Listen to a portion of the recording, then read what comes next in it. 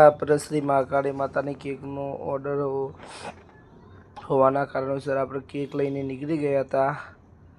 શ્રી અમરપુરા ધામ અમરપુરા સોનાની નગરીમાં નીકળી ગયા હતા કેક લઈને. 11 કિલોનો ઓર્ડર હતો તો આપણે 15 કિલો ઓરિજિનલ ફ્રૂટની કેક બનાવી અને અમરપુરા ગામે નીકળી ગયા હતા. હોમ ડિલિવરી આપવાની હતી. તો સાંજનો એવો ટાઈમ થઈ ગયો હતો આરતી અને કેક કટિંગનો બી ટાઈમ, તો આપણે ઇકો લઈને નીકળી ગયા હતા હોમ ડિલિવરી આપવા. હું ને અમારા ભાઈબંધ એવા વિમલભાઈ બંને જણા હોમ ડિલિવરી કેકની કરી અને તેઓ અમરપુરા ગામે નીકળી ગયા હતા ગાડી લઈને. તો અમારે અંદાજિત અડધોથી પોણો કલાક થાય એવું હતું ત્યાં આગળ. તો ગાડી રફુ ચક્કર દોડાવી મૂકી અને શ્રી મહાકાળી માના મંદિરે ત્યાં આગળ પહોંચાડવા માટે બને એટલો શોર્ટકટ કરીને અમે ટાઈમસર તો પહોંચી ગયા. તો મારા વિમલભાઈ પણ બહુ સેટઅપ કરીને ફટાફટ ગાડી બને એટલો ટ્રાય કરીને પહોંચાડી દીધી.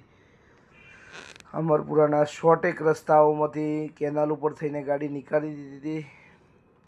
પણ સાંજનો એવો ટાઈમ એટલે ગ્રાહકના અથવા ટ્રાફિકવાળો જ રસ્તો હોય છે. તો આપણે અમરપુરા ગામે એન્ટ્રી મારી લીધી હતી. એન્ટ્રી લઈ લઈએ. મહાકાળી માતાના મંદિરે આપણે પહોંચી ગયા હતા. તો મહાકાળી માના દર્શન કરી લો અને ત્યાં આગળ પણ અમે પહોંચી ગયા શ્રી મહાકાળી માના દર્શન કરવા. તો ત્યાં આગળ મસ્ત એવું ડેકોરેશન કર્યું હતું અને માતાજીના અન્નકૂટમાં ફૂલ પ્રસાદી 56 જાતની શ્રી મહાકાળી માતાના મઠની બાજુમાં ફૂલ ચોકલેટ ડેકોરેશન કરવામાં અને અન્નકૂટ ધરાવવામાં મસ્ત મજાનું ડેકોરેશન ફુગ્ગા અથવા દીવડાઓથી ભરચક કરવામાં આવેલું હતું. તો એ દીવડા પણ આપણે આ ડેકોરેશન પર તમને જોઈ લો, મજબૂત એવું કરેલું છે અને અંદર પૂરેપૂરો ટાઈમ લેવામાં આવ્યો છે. શ્રી મહાકાળી માતાના મંદિર એવું સ્પેશિયલ જો દીવડા પ્રગટાવી દીધા છે.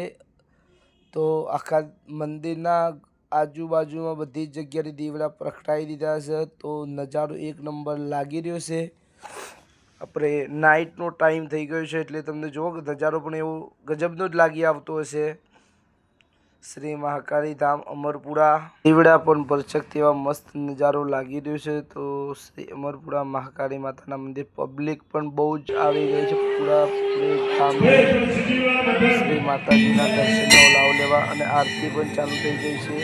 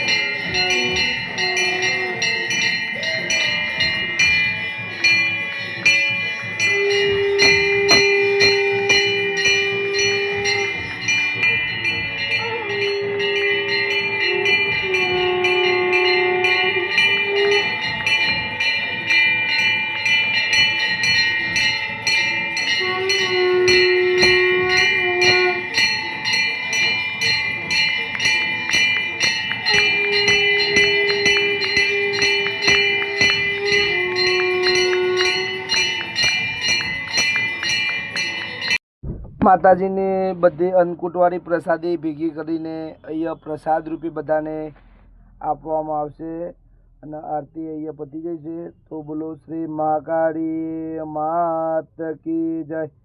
આરતીના દર્શન કરી લો અને માતાજીના મંડપની કેક કાપવાનો ટાઈમ થઈ ગયો છે. તો શ્રી ભુવાશ્રી અને પૂજારી સાહેબ અને ગામના સમસ્ત મહાકાળી મિત્ર મંડળ દ્વારા બધું આયોજિત કરવામાં આવે છે. તો અહીંયા કેકનું આયોજન કરી રહ્યા છે કટિંગ કરવાનું. હવે પેન્સિલ લગાવીને એને દીવા પ્રગટાવવામાં આવશે અને કેક કટિંગ કરવામાં આવશે. બોલો શ્રી મહાકાળી માત કી જય. અમરપુરા સોનાની નગરી એવું બેનર બનાવેલું છે અને કેકના અંદર મૂકવામાં આવેલું છે. ઓલરેડી ખાવાની જ વસ્તુ છે અને ઓલરેડી કેક પણ ફૂલ ફ્રૂટવાળી બનાવવામાં આવી છે.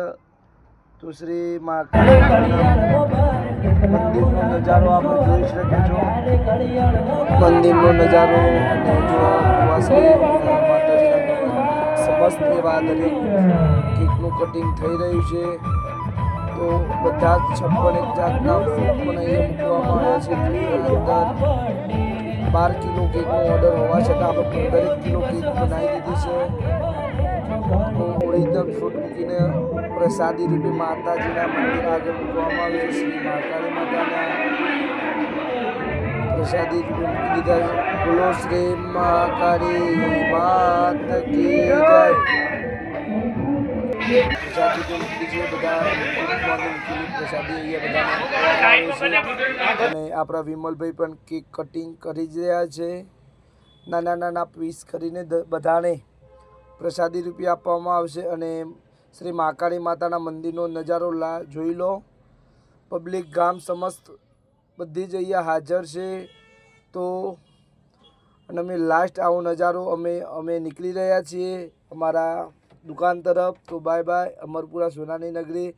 બોલો મહાકાળી માત કી જય. બોલો.